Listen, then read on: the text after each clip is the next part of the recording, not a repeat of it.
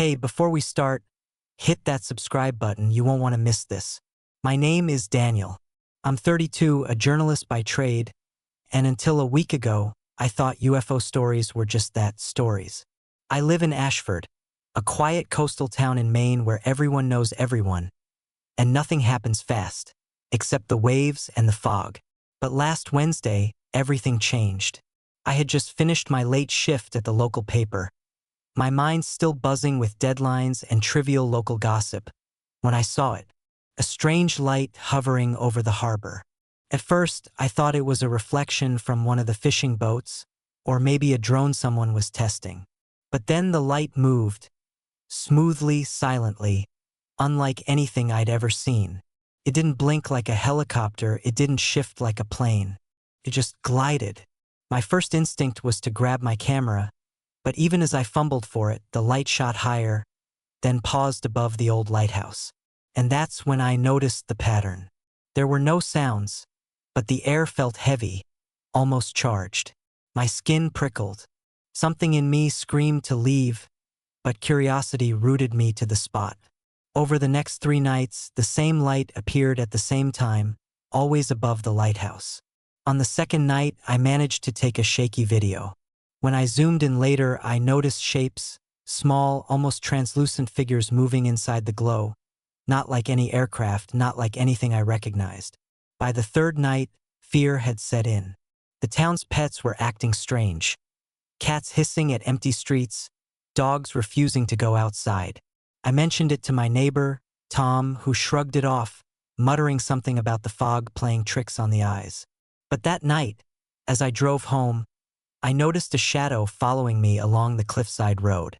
At first, I thought it was another car, but there was no sound. The streetlights passed normally, yet the shadow remained. Then the headlights of my car caught a shape, tall, unervingly thin, moving with precision and grace, almost sliding along the ground without touching it. I blinked, thinking I was hallucinating. By the time I reached my driveway, the feeling of being watched was unbearable. My phone buzzed. A text from an unknown number. "Don't look back." I froze. I couldn't see anyone. My house was quiet, too quiet, yet I felt eyes on me as I entered. The next morning, I found the message repeated, scrawled on a sticky note under my door handle. No fingerprints, no one around, just those words. That's when I realized this wasn't just a light show. Someone or something was aware of me, tracking me, anticipating my moves. I started documenting everything, taking notes, recording, marking the times. And then it happened. On Thursday, around midnight, I woke to a hum, low, vibrating, like the world itself was humming. My bedroom ceiling seemed to ripple. I tried to get up, but my body wouldn't respond. A beam of light, soft but impossibly bright, enveloped me. I felt weightless, my vision blurred, and then I was no longer in my room. I was inside a cylindrical space, white and smooth, walls glowing faintly from unknown sources. Shapes moved around me, fast, precise, silent. I couldn't tell if they were human or not. One approached, tall, with elongated limbs, eyes large and reflective, staring without hostility but with an intensity that made my chest tighten. I wanted to scream, but no sound came out. Instead, a voice, not spoken but felt, penetrated my mind. "We mean no harm, observation only." I felt my fear battling with a strange calm. The light dimmed, and suddenly I was standing in what looked like a control room, panels of unknown technology pulsing softly. Images flickered. Earth from above, cities, oceans, forests, and then images of me walking my dog, typing at my desk, even sleeping. It was watching my life. My heart pounded. Why me? I thought. The presence seemed to sense my question. Curiosity, it communicated. Potential, understanding. Hours or maybe minutes passed. I don't know how time works there. And then, just as suddenly as I was taken, I was back in my bedroom. The morning light streamed through my window, and for a moment, I doubted everything had happened. But the sticky note under my door now read a single word: ready. I didn't sleep that morning. Every sound, every shadow felt magnified. Even the birds outside seemed sharper, somehow aware of the change in me. I tried telling myself it was a dream, some elaborate fevered hallucination after too many late nights and bad coffee. But then I noticed the marks. Tiny, circular impressions along my forearms, faint but real, almost like burns but not painful. I examined them in the mirror, and my stomach churned. These weren't ordinary marks. They were symmetrical, precise, deliberate. That day, I couldn't focus at work. The newsroom smelled the same, the clacking of keyboards and the hum of printers like nothing had changed. Yet I felt an alien rhythm running under the surface of everything. By evening, I knew I couldn't stay passive. I needed answers. I grabbed my camera, my notebook, my old binoculars, and headed to the lighthouse, where the light first appeared. The air was thick with fog again, curling around the cliffside like fingers trying to pull me back. I reached the top and scanned the horizon. Nothing, just the waves, the rocks, the cold Atlantic wind slicing through my jacket. Then I saw it, a shimmer in the sky, subtle at first, almost a reflection on the water. But it grew, moving closer, descending silently, like it was made of liquid light. My hands shook as I raised the camera, trying to capture the moment. And then I saw them, shapes not quite humanoid, gliding above the rocks. They paused, hovering, and I could swear they were watching me, studying me. My rational mind screamed to run, but part of me was rooted in morbid fascination. Then one of them descended faster, straight toward me. I fell back, but the fog thickened, and suddenly I was no longer sure where I was. A soft vibration ran through the ground, through my bones. And then the world went white. Again, I felt weightless, suspended between reality and something else entirely. This time, however, I wasn't alone. Other presences, faint and indistinct, surrounded me. I could feel their thoughts, not words, but impressions, curiosity, observation, calculation. Panicked, I clawed at the air, and that's when I noticed the first clear communication. A flash inside my mind. "You will help." My heart raced. Help with what? I tried to speak, but no sound came. The impression came again, clearer, almost insistent. "You will observe, record, learn, share cautiously." I didn't understand. How could I possibly help beings I didn't even understand? Then the world shifted again, and I was back on the cliffside. The lighthouse stood exactly where it should, the waves crashing below. My camera lay in the sand, still recording. The light, though, was gone. I ran home, breathless, shaking, trying to convince myself I wasn't losing my mind. But the messages kept coming. In my dreams, whispers I couldn't quite hear, symbols flashing across the darkness of my eyelids. During the day, fleeting glimpses of shapes just beyond the edge of my vision. At work, documents I touched seemed to leave impressions, small, incomprehensible patterns etched into paper. I couldn't explain any of it. By the third night, the encounters became harder to ignore. The same humming began, stronger, vibrating through the walls of my apartment. I felt myself being drawn toward it, as if the city itself was funneling me to the lighthouse. I drove there, reckless, ignoring the fog, the cold, the danger. At the cliff, the water below foamed angrily, but above, the night sky rippled with light. I felt my legs give way, my body suspended between awe and terror. The beam descended again, but this time I didn't fight it. I let it pull me up, higher, past the clouds, into a space where stars weren't stars but patterns, constellations I couldn't name, moving and alive. And there, suspended, I realized the beings were not merely observing, they were teaching. Images, knowledge, feelings rushing into my mind. I understood their language not as words but as experience. I saw Earth from angles no human I could survive. I felt the heartbeat of oceans, the growth of forests, the movement of winds. But I also saw myself, the fragility of human perception, the blindness to what exists just beyond our senses. And then the command came, return, warn, prepare. I awoke on the cliffside at dawn, wet, exhausted, the fog lifting. The lighthouse stood silent, ordinary, yet I knew the truth had changed. I knew what I had seen, what I had felt, what had been entrusted to me. And I also knew I was being followed, not just by eyes, but by thought, a presence that hovered at the edges of my awareness, waiting, assessing. For the next 2 days, I tried to act normal.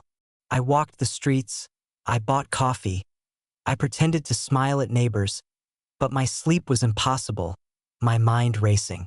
Then came the knock, not at my door, but in my mind. A pulse, rhythmic, insistent. We need you to come again. I didn't sleep that night. I felt the pull long before the humming started, like gravity itself had shifted.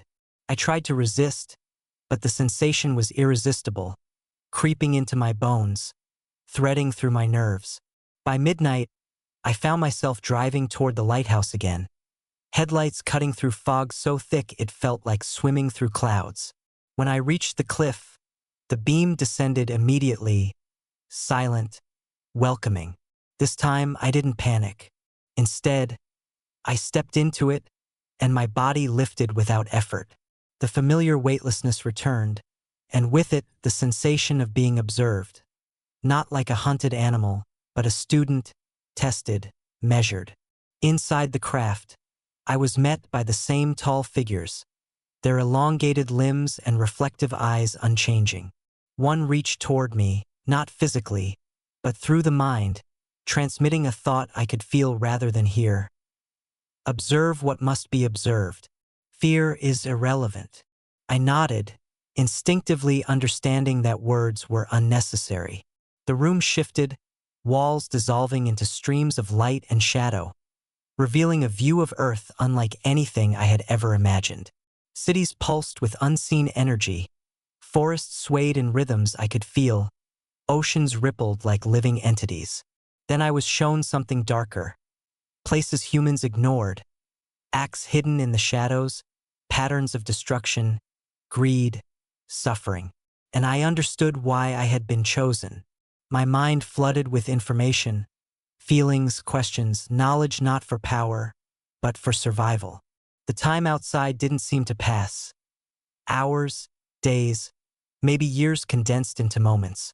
And then they showed me the other side, glimpses of human resilience, courage, unexpected kindness. And it struck me, they weren't here to conquer, not yet. They were here to learn, and they needed humans who could learn in turn. The first thing I realized was that I could feel their presence even when they weren't physically near. They were inside my awareness, almost like a second heartbeat. And then came the first test. The images changed. A fire in a remote village, people trapped, helpless. A thought formed in my head. Intervene! But how? They didn't tell me what to do. Instead, the pulse in my mind intensified, guiding me toward my own limits. I ran to my car, drove to the site shown in a vision, and found the village just as I had seen it. Smoke, panic, confusion. But something strange happened.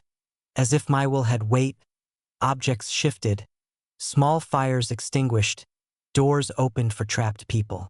I couldn't explain it, but I felt power, not violent, not destructive, but precise. That night, I realized I was changed. The beings weren't giving me gifts exactly, but a connection, a conduit, perhaps. And it terrified me. I returned home, exhausted, mind racing with the enormity of what had occurred. Then came the whispers again, softer now, guiding me toward understanding. You must record. You must protect. They showed me places, people, events, a network of observation, threats, discoveries I couldn't ignore. Every night became a journey, every day a preparation. And with each encounter, the line between my life and theirs blurred. Friends noticed changes. My writing became erratic, obsessive, filled with strange details about light, movement, patterns no one else seemed to see. I avoided colleagues, strangers, anyone who might question my sanity. And then it happened, a moment that terrified me more than anything else. I was at home trying to sleep when I realized I wasn't alone. Not in the room, I could feel the presence without seeing it. Pressed against my thoughts, insistent, urgent. Then, for the first time, I heard it speak clearly in my mind, a voice more forceful than before. "You are ready." Ready for what? Before I could process, the walls dissolved again, the familiar beam engulfed me, and I was back inside the craft. This time, the room wasn't empty. Dozens of beings moved in synchronized patterns, their attention focused on me. One stepped forward, and the thought formed instantly, "You will witness the threshold. Few humans are chosen. You may not return unchanged." Fear surged, but it was accompanied by something else. Exhilaration, a sense of purpose I had never known. They moved me to the central chamber, where the walls rippled like liquid glass. Images, not from Earth, flooded my mind, worlds I had no words for, civilizations that defied human understanding, life forms that existed in dimensions I couldn't comprehend. I felt a pull, a choice offered, though no words confirmed it. Remain, learn, transcend, or return, forever altered. My body trembled. I felt the connection tighten, their minds brushing against mine, probing, assessing. And I realized the truth.